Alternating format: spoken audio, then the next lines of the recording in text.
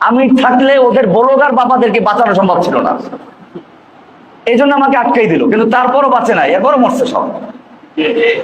আমাকে জিজ্ঞেস করতো এরপরের মাসে কোনটা। ওরা আমাদের গ্রেফতার করলো কি জন্য? আমাকে গ্রেফতার করে 11টা বৎসর 16 দিন বন্দি করে রাখলো। কেন? কারণ ওদের ভাষায় আমি ক্যান্সার। আমি থাকলে ওদের বলগার বাবাদেরকে বাঁচানো সম্ভব ছিল না, এই জন্য আমাকে আটকাই দিল। কিন্তু তারপরও বাঁচে নাই, এরপরও মরছে সব। আমাকে জিজ্ঞেস করতো এরপরের মাসে কোনটা। মাসে একটা পড়া শুরু ছিল না, তো জেলখানা জিজ্ঞেস করে সবাই, শাইখ এর পরের মাসে কি পড়বে, এর পরের মাসে কোনটা পড়বে। আমি সবর করে জানতে পারবো সময় মতো। শাতেমে রাসূল, আল্লাহ এবং আল্লাহ রাসূলকে নিজে কটূক্তি করবে, যে গালিগালাজ করবে, তার দুনিয়ায় বেঁচে থাকার অধিকার।